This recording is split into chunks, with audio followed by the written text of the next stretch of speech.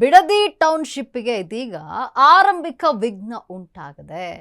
Bidadi ಮಹಾಸಮರ HDK ಮಧ್ಯೆ ಈಗ ಭಾರಿ ವಾಕ್ ಸಮರ ನಡೀತಾ ಇದೆ. ಹೈಕೋರ್ಟ್ ಅಂಗಳ ತಲುಪಿರುವಂಥದ್ದು ಈಗ ಬಿಡದಿ ಟೌನ್ಶಿಪ್ ವಿಚಾರ. ಬಿಡದಿ ಟೌನ್ಶಿಪ್ಗೆ ಈಗ ಮಹಾವಿಘ್ನ ಉಂಟಾಗಿದೆ. ಬಿಡದಿ ಮಹಾಸಮರ ಎಚ್.ಡಿ. ಕುಮಾರಸ್ವಾಮಿ ಹಾಗೂ ಡಿಕೆ ವಿರುದ್ಧ ಈಗ ಡಿಕೆ ನಡುವೆ ವಾಕ್ ಸಮರ ನಡೀತಾ ಇರುವಂಥದ್ದು. ಬಿಡದಿ ಟೌನ್ಶಿಪ್ ಪ್ರಶ್ನಿಸಿ ಹೈಕೋರ್ಟಿಗೆ PIL ಅನ್ನ ಸಲ್ಲಿಕೆ ಮಾಡಲಾಗಿದೆ. ರಾಜೇಶ್ KB ಎಂಬುವರಿಂದ ಹೈಕೋರ್ಟ್ಗೆ ಈಗ PIL ಅನ್ನ ಸಲ್ಲಿಕೆ ಮಾಡಲಾಗಿದೆ. ಕೃಷಿ ಭೂಮಿ ಸ್ವಾಧೀನದಿಂದ ಮೂಲಭೂತ ಹಕ್ಕಿಗೆ ಧಕ್ಕೆ ಆಗ್ತಾ ಇದೆ. ಹೀಗಾಗಿ ಬಿಡದಿ ಟೌನ್ಶಿಪ್ ಭೂ ಸ್ವಾಧೀನ ರದ್ದಿಗೆ ಮನವಿಯನ್ನ ಮಾಡಲಾಗಿದೆ. 3 ಗ್ರಾಮಗಳ 519 ಎಕರೆ ಸ್ವಾಧೀನಕ್ಕೆ ಅಂತಿಮ ಅಧಿಸೂಚನೆ ನೀಡಲಾಗಿದೆ. ಕೆಂಪಯ್ಯನಪಾಳ್ಯದ 384 22 ಎಕರೆ, ಒಡೇರಹಳ್ಳಿಯ 63 10 ಎಕರೆ,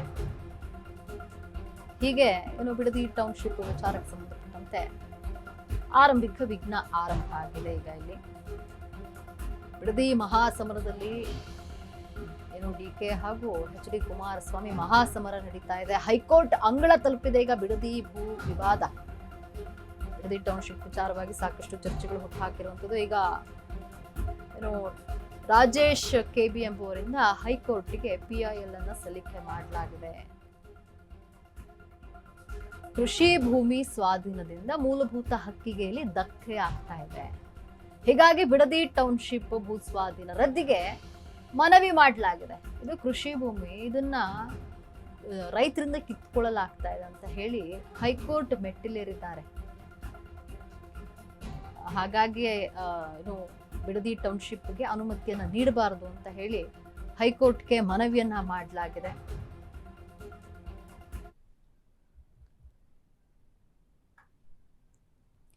ಈ ಬಗ್ಗೆ ಹೆಚ್ಚಿನ ಮಾಹಿತಿಯನ್ನ ನೀಡಲು ನಮ್ಮ ಪ್ರತಿನಿಧಿ ಅರುಣ್ ದೂರವಾಣಿ ಸಂಪರ್ಕದಲ್ಲಿದ್ದಾರೆ.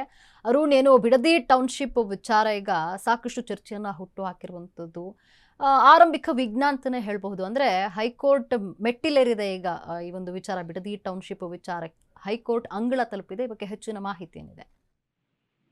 ಲಕ್ಷ್ಮಿ, ರಾಜ್ಯ ಸರ್ಕಾರದ ಒಂದು ಮಹತ್ವಾಕಾಂಕ್ಷೆ ಯೋಜನೆಯಾದಂತ ಬಿಡದಿ ಟೌನ್ಶಿಪ್ ಏನಿದೆ, ಇದನ್ನ ನಿರ್ಮಾಣ ಮಾಡಬೇಕು ಅಂತ ಹೇಳ್ಬಿಟ್ಟು ರಾಜ್ಯ ಸರ್ಕಾರ ಇದೀಗ ಒಂದು ಅಧಿಸೂಚನೆಯನ್ನ ಹೊರಡಿಸಿರುವಂತದ್ದು. ಇದನ್ನ ರದ್ದು ಮಾಡ್ಬೇಕು ಅಂತ ಹೇಳ್ಬಿಟ್ಟು ಮೈಸೂರಿನ ರಾಜೇಶ್ ಎಂಬುವರು ಒಂದು ಹೈಕೋರ್ಟ್ಗೆ PIL ಅನ್ನ ಹಾಕಿರುವಂತದ್ದು. ಕೃಷಿ ಭೂಮಿಯನ್ನ ಸ್ವಾಧೀನದಿಂದ ಜನರ ಒಂದು ಮೂಲಭೂತ ಹಕ್ಕಿಗೆ ಒಂದು ಧಕ್ಕೆ ಆಗುತ್ತೆ. ಹೀಗಾಗಿ ಈ ಒಂದು ಬಿಡದಿಯ ಟೌನ್ಶಿಪ್ ಅನ್ನ ಭೂ ಸ್ವಾಧೀನ ಏನು ಆ ನಗರ ಅಭಿವೃದ್ಧಿ ಮಾಡಿದೆ, ಸೊ ಅದನ್ನ ರದ್ದು ಮಾಡ್ಬೇಕು ಅಂತ ಹೇಳ್ಬಿಟ್ಟು ಹೈಕೋರ್ಟ್ಗೆ ಇವತ್ತು ಮೈಸೂರಿನ ನಿವಾಸಿ ರಾಜೇಶ್ ಎನ್ನುವರು ಒಂದು PIL ಅನ್ನ ಸಲ್ಲಿಕೆ ಮಾಡಿರುವಂತದ್ದು. PIL ನಲ್ಲಿ ಪ್ರಮುಖವಾಗಿ 3 ಗ್ರಾಮಗಳಲ್ಲಿ ಒಟ್ಟು 519 ಎಕರೆ ಸ್ವಾಧೀನಕ್ಕೆ ಅಂತಿಮ ಅಧಿಸೂಚನೆಯನ್ನ ರಾಜ್ಯ ಸರ್ಕಾರ ಮೊನ್ನೆ ಹೊರಡಿಸಿರುವಂತದ್ದು. ಇದರಲ್ಲಿ ಕೆಂಪಾಯನಪಾಳ್ಯದಲ್ಲಿ ಒಂದು 384 ಮತ್ತೆ 22 ಎಕರೆ ಇದೆ ಅಂತ ಹೇಳೋದು, ಮತ್ತೆ ಮಂಡಳಹಳ್ಳಿಯಲ್ಲಿ 71 ರಿಂದ 13 ಎಕರೆ ಇರುವಂತದ್ದು, ಮತ್ತೆ ಒಡೇರಹಳ್ಳಿಯಲ್ಲಿ 63 ರಿಂದ 10 ಎಕರೆ ಭೂ ಸ್ವಾಧೀನವನ್ನ ರಾಜ್ಯ ಸರ್ಕಾರ ಅಂದ್ರೆ ನಗರಾಭಿವೃದ್ಧಿ ಅಧಿಸೂಚನೆಯನ್ನ ಹೊರಡಿಸಿರುವಂತದ್ದು. ಇದನ್ನ ರದ್ದು ಮಾಡ್ಬೇಕು. ಯಾಕಂದ್ರೆ ಇದು ಪ್ರಮುಖವಾಗಿ ಕೃಷಿ ಜಮೀನುಗಳಾಗಿರುವಂತದ್ದು. ಕೃಷಿ ಜಮೀನುಗಳಲ್ಲಿ ನೀವು ಬೇರೆ ಯಾವುದೇ ರೀತಿಯಂತ ಪ್ರಾಜೆಕ್ಟ್ ಇರ್ಬೋದು, ಇಂಡಸ್ಟ್ರಿಯಲ್ ಏರಿಯಾಸ್ ಇರ್ಬೋದು, ಮತ್ತೆ AICT ಗಳನ್ನ ನಿರ್ಮಾಣ ಮಾಡಬಾರ್ದು ಅಂತ ಹೇಳ್ಬಿಟ್ಟು ಈಗಾಗಲೇ ಅದನ್ನ ಗ್ರೀನ್ ಬೆಂಚ್ ಇರುತ್ತೆ, ಸೊ ಗ್ರೀನ್ ಬೆಂಚ್ ಸಹ ಅದ್ರ ಬಗ್ಗೆ ಒಂದು ಆದೇಶನ ಹೊರಡಿಸಿರುವಂತದ್ದು. ಸೊ ಹಾಗಾಗಿ ಇದನ್ನ ರದ್ದು ಮಾಡ್ಬೇಕು. ರಾಜ್ಯ ಸರ್ಕಾರ ಅಧಿಸೂಚನೆ ಹೊರಡಿಸಿದೆ, ಇದನ್ನ ರದ್ದು ಮಾಡ್ಬೇಕು ಅಂತ ಹೇಳ್ಬಿಟ್ಟು ಹೈಕೋರ್ಟ್ಗೆ ಅರ್ಜಿಯನ್ನ ಹಾಕಿರುವಂತದ್ದು. ಇವತ್ತು ಅರ್ಜಿ ಹಾಕಿರುವಂತದ್ದು. ಇನ್ನು ಅದು ಯಾವ ದಿನಾಂಕಕ್ಕೆ ಮುಂದಿನ ದಿನಾಂಕ ಬರುತ್ತೆ, ಮತ್ತೆ ಅದರ ಏರಿಂಗ್ ಯಾವತ್ತು ಆಗುತ್ತೆ ಅನ್ನೋದು ಇವತ್ತು ಸಂಜೆ ಒಳಗೆ ಗೊತ್ತಾಗುವಂತದ್ದು. ಲಕ್ಷ್ಮಿ, ಧನ್ಯವಾದ ನಿಮ್ಮೆಲ್ಲ ಮಾಹಿತಿಗಾಗಿ. ಬಿಡದಿ ಟೌನ್ಶಿಪ್ ವಿಚಾರ ರಾಜಕೀಯದಲ್ಲಿ ಬಹಳಷ್ಟು ಚರ್ಚೆಗೆ ಕಾರಣ ಆಗಿರುವಂಥದ್ದು. ಯಾಕಂದ್ರೆ ಇಲ್ಲಿ ಬಿಡದಿ ಟೌನ್ಶಿಪ್ ಬಂದು ಪ್ರತಿಷ್ಠೆಯ ಕಣ ಆಗಿಬಿಟ್ಟಿದೆ. ಎಚ್.ಡಿ. ಕುಮಾರಸ್ವಾಮಿ ಹಾಗೂ DK ಶಿವಕುಮಾರ್ ಅನ್ನುವಂತಾಗಿದೆ. ಇಲ್ಲಿ ಬಿಡದಿ ಟೌನ್ಶಿಪ್ ವಿರೋಧ ಮಾಡ್ತಾ ಇದ್ದಾರೆ ಎಚ್.ಡಿ. ಕುಮಾರಸ್ವಾಮಿ, ಈತ DK ಶಿವಕುಮಾರ್ ಮಾಡೇ ಮಾಡ್ತೀನಿ ಅಂತ ಹೊರಟಿರುವಂಥದ್ದು. ಇದೀಗ ಆರಂಭಿಕ ವಿಘ್ನ ಬಿಡದಿ ಟೌನ್ಶಿಪ್ಗೆ. ಅಂದರೆ ಈಗ ರಾಜೇಶ್ ಎಂಬಾತರು ಬಿಡದಿ ಟೌನ್ಶಿಪ್ ಅನ್ನ ವಿರೋಧ ಮಾಡಿ ಹೈಕೋರ್ಟ್ ಅಂಗಳ ತಲುಪಿದೆ. ಈಗ ಹೈಕೋರ್ಟ್ಗೆ PIL ಅನ್ನ ಸಲ್ಲಿಕೆ ಮಾಡಿದ್ದಾರೆ. ರೈತರ ಭೂಮಿ ಇದು, ಅಂದರೆ ಒಂದು ಫಲವತ್ತಾದಂತಹ ಭೂಮಿ, ಇದನ್ನ ಕಿತ್ಕೊಳ್ತಾ ಇದ್ದಾರೆ, ಮೂಲಭೂತ ಹಕ್ಕನ್ನ ಕಸಿತಾ ಇದ್ದಾರೆ ಅಂತ ಹೇಳಿ ಹೈಕೋರ್ಟ್ಗೆ PIL ಅನ್ನ ಸಲ್ಲಿಕೆ ಮಾಡಿದ್ದಾರೆ.